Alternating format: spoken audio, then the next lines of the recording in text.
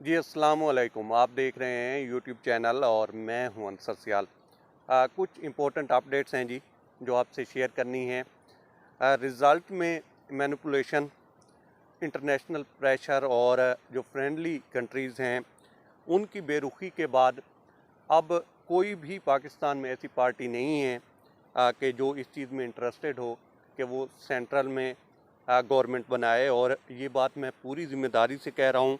गो के PMLN को शौक़ था, लेकिन ये शौक़ जो है वो जिस तरह से एहतजाज हुआ है, प्रोटेस्ट हुआ है और साथ साथ जिस तरह से इकोनॉमी की सिचुएशन है वो बिगड़ती जा रही है, तो इस सारे को लेकर उनका शौक़ भी पूरा हो गया है और वो भी इससे बैक ऑफ कर गए हैं। अब दो चीज़ें जो हैं वो टेबल पे थीं और वो दोनों वर्क नहीं कर रही। एक तो कहा गया कि जनाब शायद री इलेक्शन की तरफ सोचा जाए, लेकिन री इलेक्शन भी इस वजह से नहीं हो सकता कि अरबों रुपए लगते हैं इसके ऊपर। और पहले भी जिस तरह की प्रोडक्ट जो है इस गरीब कौम को दी गई है या दिखाई गई है वो सबके सामने है। गो के एक जो दरख्वास्त थी वो भी गई सुप्रीम कोर्ट में कि इन इलेक्शंस को जो है नल एंड वाइड करार दिया जाए और गालबन इसकी हेयरिंग भी है। अब देखना ये है कि वो सुप्रीम कोर्ट जो है इस हवाले से क्या कहती है। लेकिन जो दूसरा ऑप्शन था वो कहा गया कि जनाब एमरजेंसी लगा दी जाए, लेकिन एमरजेंसी के लिए भी जो है हालात साजगार नहीं हैं, तो ये भी नहीं हो सकता। लेकिन इन दोनों की नाकामी में और वारदात है जो शायद डालने की कोशिश की जा रही है PTI के साथ, और वो ये है कि सेंटर में उनको गवर्नमेंट दे दो और पंजाब जो है वो नून लीग के हवाले कर दो। और इसकी वजह ये है कि शायद खान साहब जो हैं वो आए पावर में और उसी तरह से वो शायद जिस तरह से पिछले 2 सालों में हुआ है वो भी इसी तरह से करना चाहें, पकड़ धकड़, मार पिटाई और इस तरह की अगर वो चीज़ें करना चाहें तो उनको कंट्रोल किया जाए, उनके हाथ पाँव जो हैं वो बांध दिए जाएं और उनको कहा जाए जी आप KP रखें और साथ साथ आप सेंट्रल गवर्नमेंट भी रखें।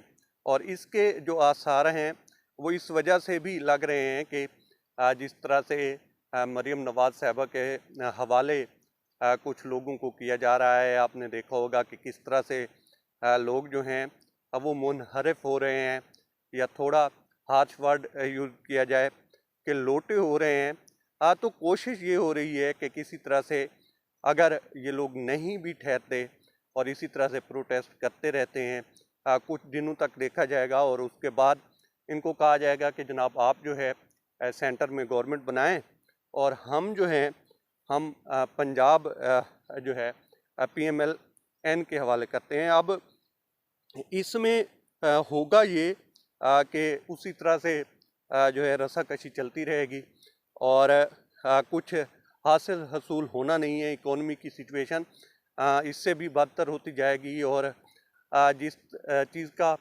खर्चा है या किया जाता रहा है वो जो है करीब से करीब तर आ रहा है। गो के इसको लेकर कुछ PTI में भी बहस चल रही थी कि जनाब ये सेंटर की गवर्नमेंट मिलती है तो वो ले लेते हैं, साथ KPK भी होगा तो हम चला लेंगे। लेकिन खान साहब जो हैं इस चीज़ को भांप गए हैं। उन्होंने कहा जी कि इस तरह का कोई चांस नहीं है। हम अगर गवर्नमेंट बनाएंगे सेंटर में तो तब बनाएंगे जब हमें जो हमारी नशिस्तें छीनी गई हैं वो वापस की जाएंगी। अदरवाइज़ हम जो है अपोजिशन में ही बैठेंगे और इसी को लेकर चलेंगे। और इस चीज़ की आपने एक दो इंटरव्यूज़ में झलक भी देखी, जिस तरह से रऊफ़ हसन ने कहा कि जनाब हम इस पोजीशन में नहीं हैं फ़िलहाल कि हम सेंटर में गवर्नमेंट बनाएं या पंजाब में बनाएं। और अब जो फ़ैसला कुन लोग हैं उनके लिए मसाइल बढ़ते जा रहे हैं, चूँकि एक अच्छा खासा इलेक्शन हुआ था। इलेक्शंस के बाद कुछ अच्छी चीज़ें भी हुई हैं। जो पॉलिटिकल प्रिजनर्स थे, सियासी कैदी थे, उनको रिलीफ मिलना शुरू हुआ है। जैसे आपने देखा होगा हलीम आदल शेख को छोड़ दिया गया है, इसी तरह से तैयबा राजा हैं उनको छोड़ दिया गया है।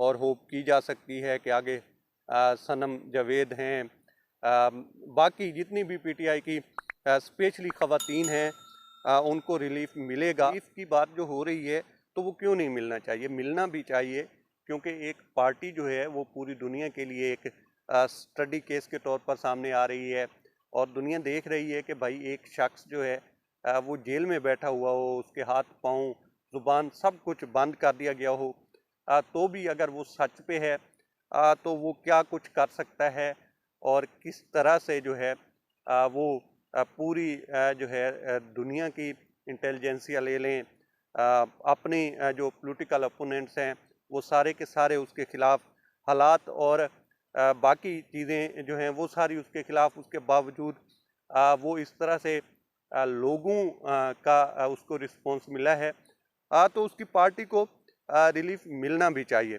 अब कुछ बात कर लेते हैं जी पीएसएल की, चूँकि देखें जिस तरह के मामलात थे, हालात थे, उतनी तो एक्साइटमेंट नहीं थी पीएसएल को लेकर जैसे माजी में होती रही है, लेकिन बहरहाल ये पाकिस्तान की प्रोडक्ट है और पाकिस्तान की लीग है, इसको सपोर्ट भी करना चाहिए और हर कोई अपनी अपनी टीम्स को सपोर्ट भी कर रहा होगा। मेरी गो के हर दफ़ा जो है इस्लामाबाद यूनाइटेड होती है, मेरे लिए वो फेवरेट होती है और इसी तरह से हर बंदा देखता भी है और इसको सपोर्ट भी करना चाहिए। मैचेस जो हैं वो होप्स हो के काफ़ी एक्साइटिंग होंगे और साथ साथ ये भी उम्मीद करनी चाहिए कि पिचेस इस दफ़ा अच्छी हों। इसमें विकेटों का बहुत बड़ा रोल होगा, चूँकि हमारे जो बैट्समैन हैं पाकिस्तान में तो फटा विकेटों पे स्कोर कर लेते हैं, लेकिन जो ही बाहर जाते हैं